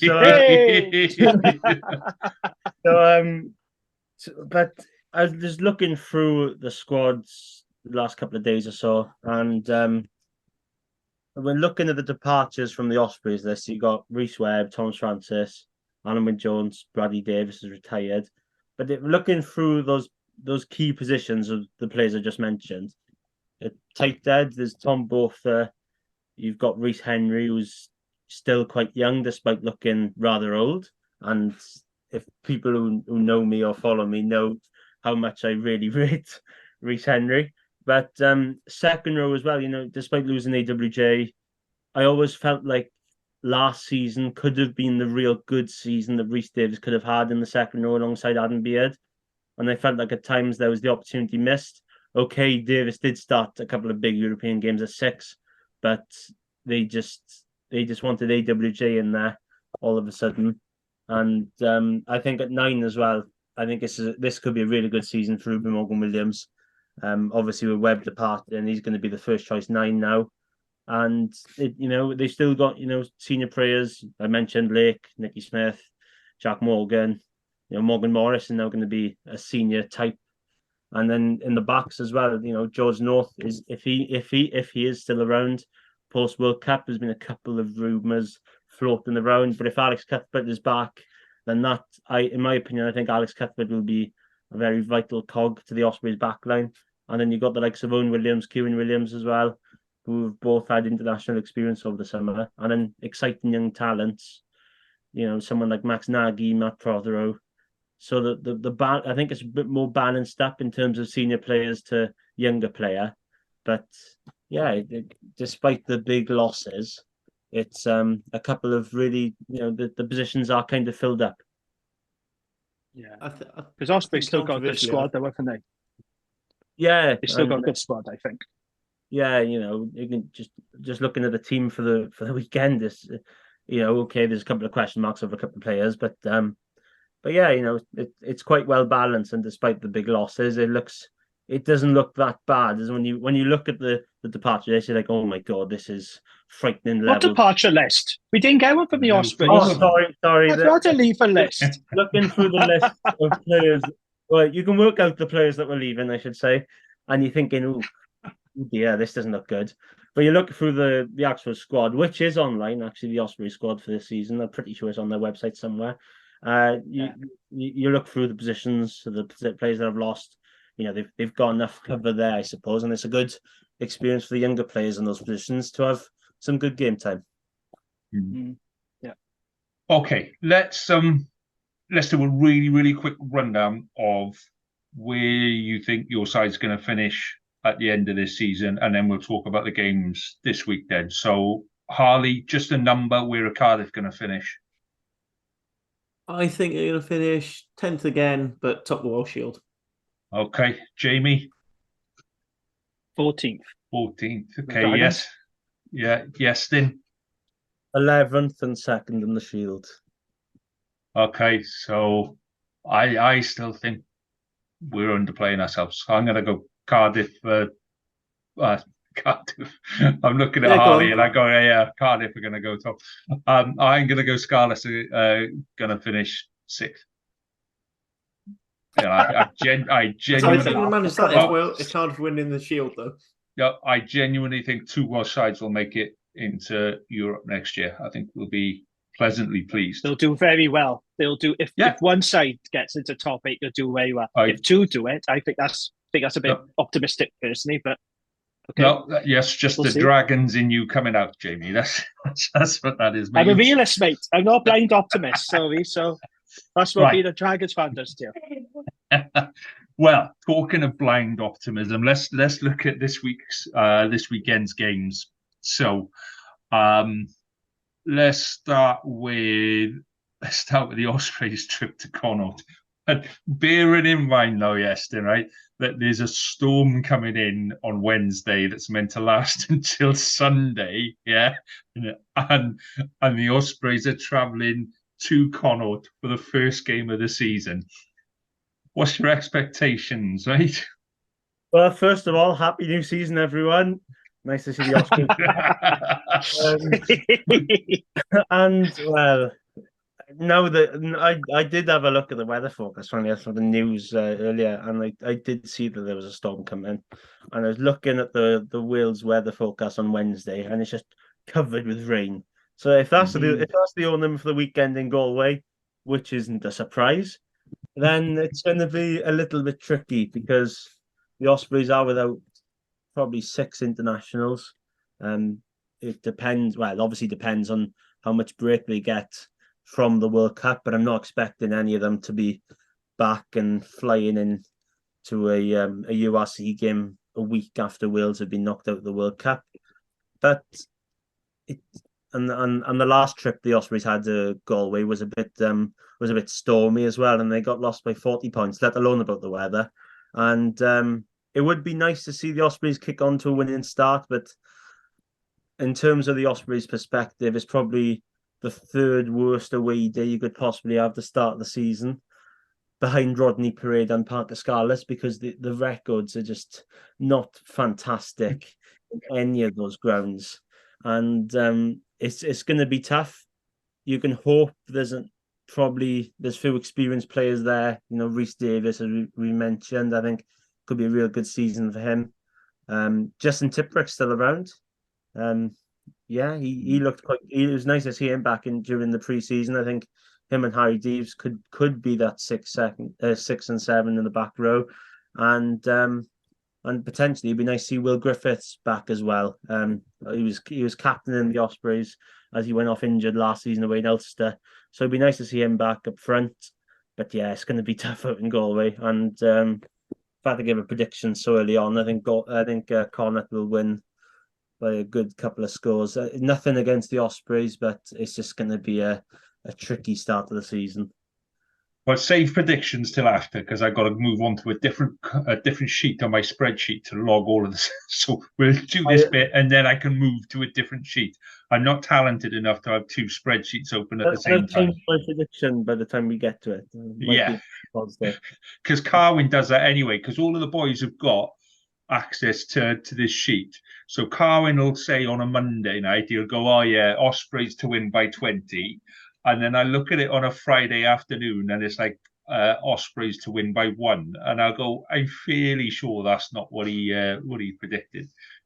So Jamie hosting Edinburgh at 3:05. So Ospreys are on S4C, but Dragons game isn't and is on Viaplay. So make of Viaplay what you will. But so let's hope more people go and watch the game live, because that would be the key. So what's your expectations for that game? Well, Dave Flanagan said last week that he's got a full squad of players to choose from, apart from George Young, who suffered a concussion in his left knee, and obviously Lewis Jones has fractured a cheekbone. So those two players won't be available. Other than that, we got a full strength squad, which is good news, because that's something the Dragons always struggle with, injuries and not having the full strength squad. So I said on my Dragons pod, this is a massive season for two players in particular for me, Ollie Griffiths and Leon Brown. I love Leon Brown, as you know, but he's really got to start showing his potential now. And I believe he's out of contract as well. So this is his last season before, his contract expires. He's got to get a run of games and he's got to stay fit. And I think if the Dragons are going to do well this season, those two players, for me, especially Ollie and Leon, they've got to stay fit. In terms of this game, Edinburgh, this for me is a winnable game. Now, I don't know what the situation of the Scottish players coming back from the World Cup, because as Harley mentioned earlier, we saw Finn Russell on the bench for Bath. But, with the Scottish Rugby unit, I don't know if they're going to release their players for this game. I don't expect they will, but they may release one or two. I don't know. That'll be interesting to see. But like I said, with the first 5 games, 4 of them at home, they've got to get off to a winning start, Dragons, because there is a feel-good factor at the moment. And I think if we were to lose against Edinburgh, it would suddenly start to feel a bit shit again. So this is a game they got to win. They got Cardiff the week after, which is, of course, the day after the Rugby World Cup final. So they've got to go into that with a bit of belief, a bit of momentum. So, I'm optimistic about this game. I definitely think this is a winnable game for the Dragons. It's at home. So, I'm feeling pretty positive about it, I think. Okay. So, Harley, you were going to jump in with something about the Dragons and then give us your idea of just how battered Cardiff are going to be by Benetton, mate.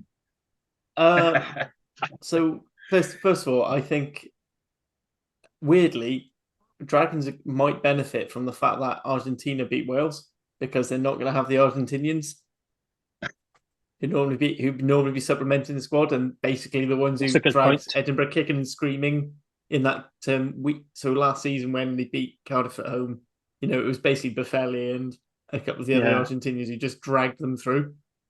So I think that might help Dragons.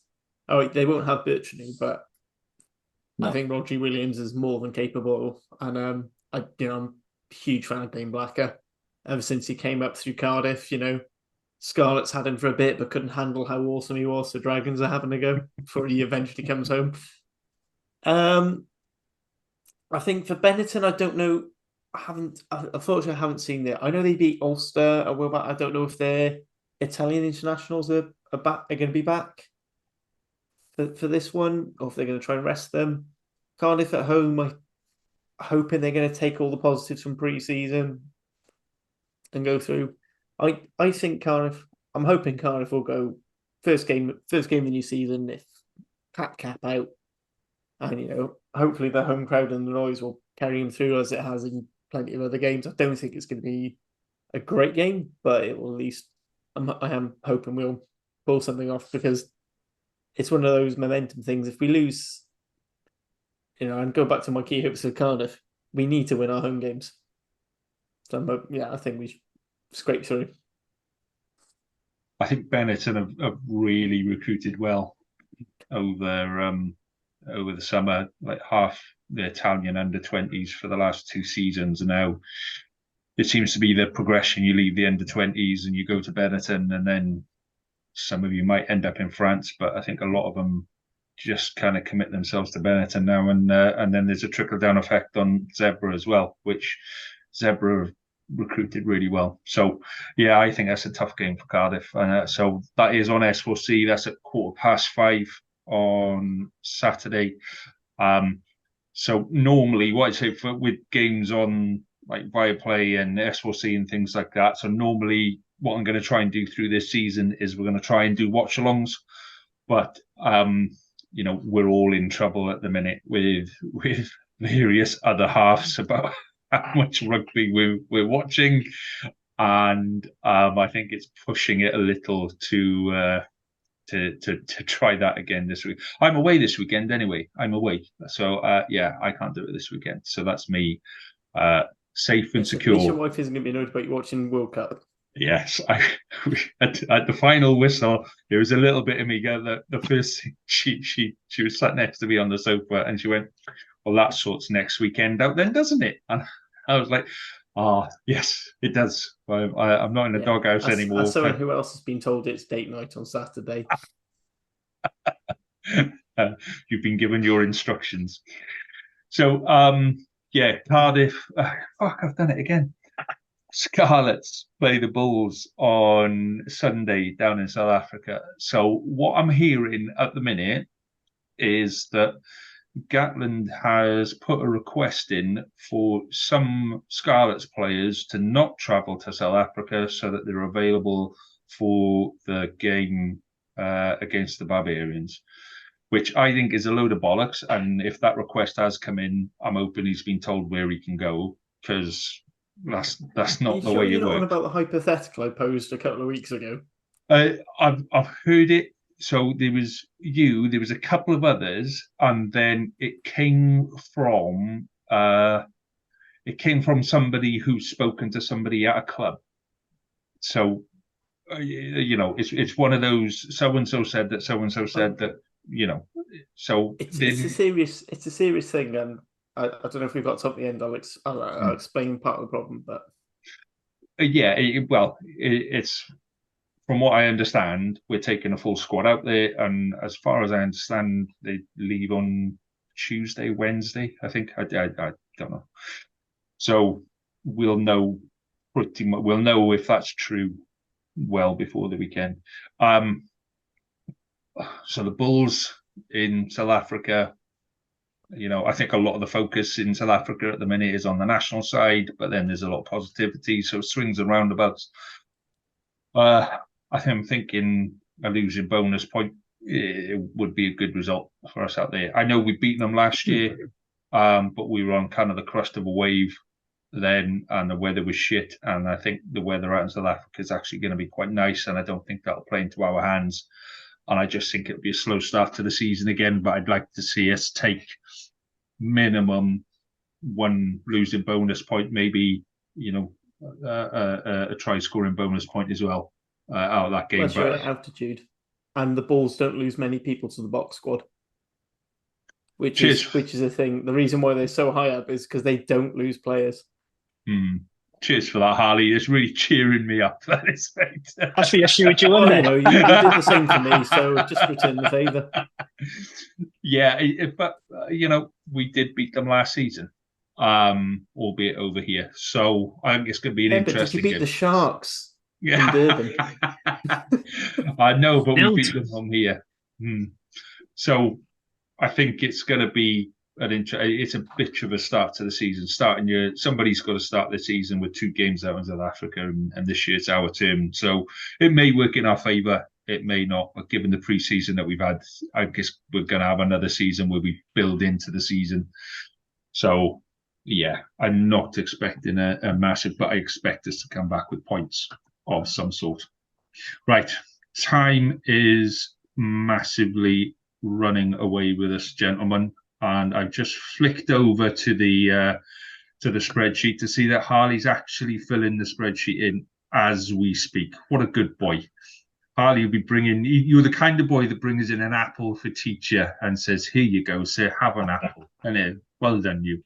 Teacher's pet. I only did that to get away with not bringing in my homework. Just saying.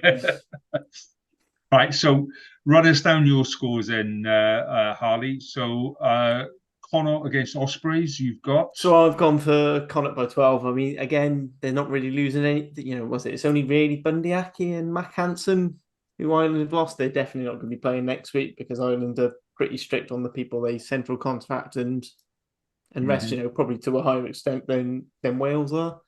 So I think Connacht by 12. I mean, they're basically going to have a full team, and Ospreys going to be without a lot of their key players. I don't quite know how well they're going to play against real opposition, not Welsh regions.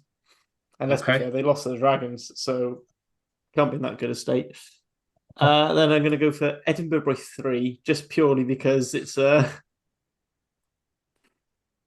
go on. So for those of you who are listening on an audio podcast and not on the YouTube, Jamie just stuck his middle finger up at me, and you know what? Fair fucks to that one. And he's going to be even more annoyed when I say Edinburgh are going to win by 3 because they score a try at the death. Oh, sounds about right. Because that's the most Dragons way to lose. Yeah. Cardiff are going to win by 3 again by some pure luck and the crowd somehow winning a penalty for them. Right. And then I'm going to finish off by the Bulls by 12, which actually I think at altitude, first game of the season, Scarlets don't start very well. I think it's actually a pretty decent score. Okay, well, write it in then, you lazy git. There you go. Look, I've done it for you. There you go. Bulls by 12. God, that's Bulls by 12. No, you didn't. I can see it there. I can see it on the screen. It said you hadn't written any. Yeah. So I hadn't pressed enter. Oh, you were very nearly going to get a red mark from teacher there. Right, Iestyn. Let's have your prediction, mate. Connaught and Ospreys. I really want to be optimistic, but no, I can't see it happening. Yes, I'm spending an hour with Jamie. Should we make Iestyn give Carwyn predictions? You are? Should we make Iestyn give the Carwyn level predictions to keep the league, prediction league? Ospreys by 30. Yeah. Ospreys by 30. Edinburgh by 28. Benetton by 73. And Bulls by 1 million. I can't really go. No, I'd lose all credibility for any future job I'd have then. Good grief. But I think Connaught by roughly, Connaught by 15, yeah, it's going to be a tough one.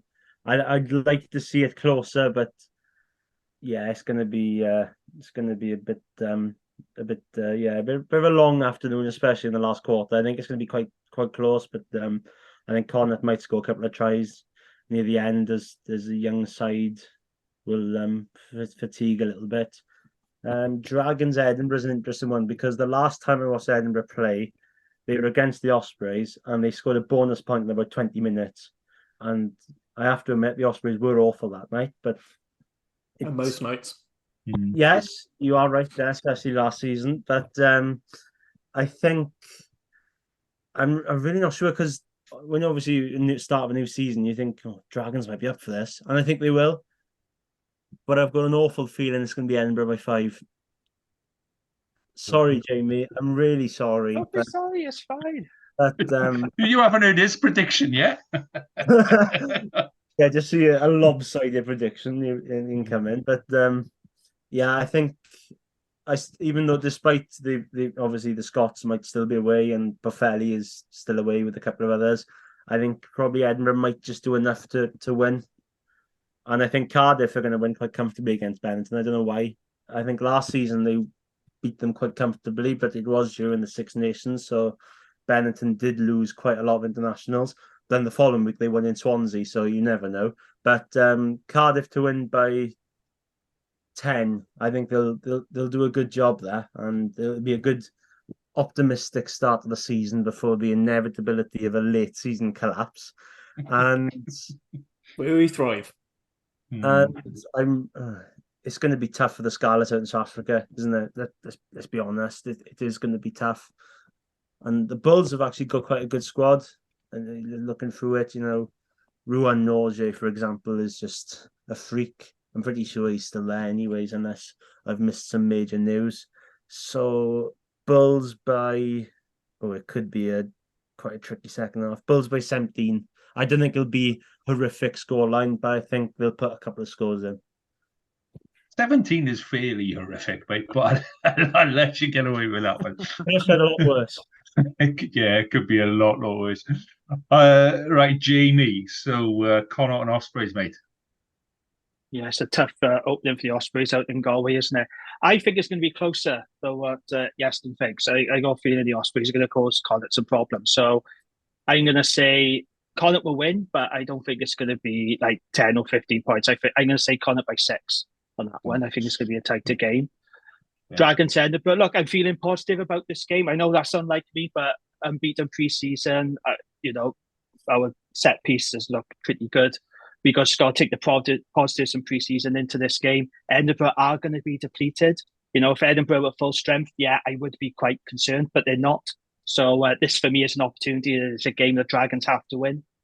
So I'm going to back us. I'm going to go Dragons by 8. Cardiff Benetton. I think Cardiff will win this one. I think it'll be quite comfortable. Benetton will be depleted. I can't see Cardiff losing at the Arms Park. If it was away at Benetton, maybe it'd be a different story. But yeah, I'm going to go Cardiff by 8. Although it would be quite funny if they lost, but I can't see it happening. Bulls versus Scarlets. Yeah, again, it's a tough one, isn't it? I mean, I don't know how many players they've lost to South Africa, but it's still going to be pretty strong in there. And to go to South Africa is really difficult, as we all know. So I'm going to go Bulls by 15 on that one. Okay. So that just leaves me then, and I pre-filled mine in earlier in the week because I was bored yesterday. So Ospreys, Connor. I think Connor have really built a good squad over last season, and I think they finished last season really strongly. So I've got Connor by 10. I think Dragons have started pre-season really well, James. I think people continually underestimate them, and we know what Dave Flanagan can do with a bit of time. So I've got Dragons by 5 against Edinburgh. Cardiff Benetton. I think Benetton have recruited really, really well, and I think Cardiff are just going to take a bit of time to gel. So they missed quite a chunk of what we would normally class as pre-season training, just kind of getting, who are you? Oh, you're the coach, you're head coach this year. Okay, fair enough. It's just disrupted. So I've got Benetton by 10, and I was being quite optimistic by predicting Bulls by 8. And you predicted a losing bonus point. Have you worked out the issue there? Yeah, no, I am done. So I'm gonna adjust that to Bulls by 7 now, right? Like I say, that was yesterday. Today's day. It'll be different by tomorrow again. It'll be It'll be Scarlets by 10 tomorrow. But yeah, it's written there now. I'll take you thinking Cardiff by 10. So yeah, I'm gonna go Bulls by 7. But it's gonna be a bit of a crazy session out there. So that brings us to the end of. It's been weird this pre-season because we haven't done a proper pre-season build-up because it's been World Cup for the last 6 or 8 weeks. It feels like it's mid-season already, and we're only just starting to get going. But I miss doing predictions. I really do, especially with Carwyn, because it could be fucking anywhere, couldn't it? Let's be honest. So it's quite strange to have somebody from the Ospreys predicting stuff and going, I'm going to have a think about this. It just doesn't feel right. Yeah, but with Iestyn, his predictions, they have logic. Carwyn's just like, I'm feeling positive. Ospreys by 40, Dragons by 20, full house. God, can you imagine if he was here and we'd actually gone through to the semi-final and played New Zealand? I'm feeling optimistic. Wales by 15. I think we've got them. Yeah, this is our year. This is our time. Wales are going to get a record defeat on the All Blacks. Right, guys, it's been a pleasure. We finished a lot happier than we started, thankfully. So thank you for your company this evening. Thank you for you, Iestyn. So for those who particularly like Iestyn's voice or whatever, he's on the Ospreys podcast and he's on our Welsh language podcast. And what else do you do, Iestyn? Where else can people find you? They can find me on Twitter, and sometimes I do a couple of radio shows for Pontypridd. So on GTFM, if you're from the Pontypridd area, there's the Ponty Rugby Show, and I occasionally do interviews with a Pontypridd player or coach every week. He's a busy boy. You're a busy boy, mate. Yeah, he's a busy boy. Podcasts, radio, Pontypridd match reports. So he has to tell you a bit inside block.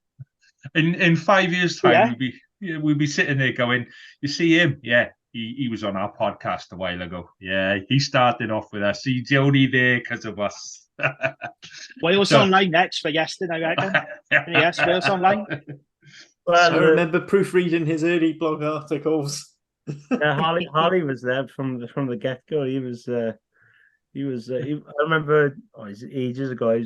I tweeted out and I was saying, anyone got any clue what to do? Because I was relatively just off my A levels, and my phone had a ping at least twice. So I thought someone's replied. I thought, good grief, this is exciting. Turns out it was Harley who tagged in a bunch of journalists, and I actually got several responses that night from the likes of Sam Lardner. I think Simon Thomas replied. So yeah, that was probably one of the first real thinking, oh, this might be something for me. All Harley's fault. That's nice. Yeah. But that's nice of him to do. I'm telling you now, mate, right? So Scrum 5 have already nicked our three-word responses after a game. Yeah. So you're not if you end up on Scrum 5 and you start Scrum 5 with drink of the week, yeah, I'm not having it, mate. Yeah, I'm not having it. Anyway, thank you very much for tonight, gents. Tony Rebel sponsorship. We'll get there eventually. That's the dream. That's the dream. That's the dream. Right, it's been a long one tonight, gents, but it's been a pleasure. It's flown by. Thank you very much for your time, and we'll do it all again next week. All the best, gents. Good night. Good night.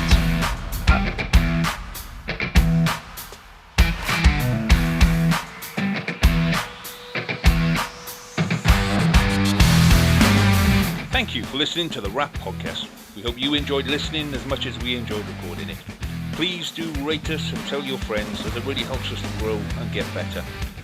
We'll be back next week with more of the same, and until then, enjoy your rugby.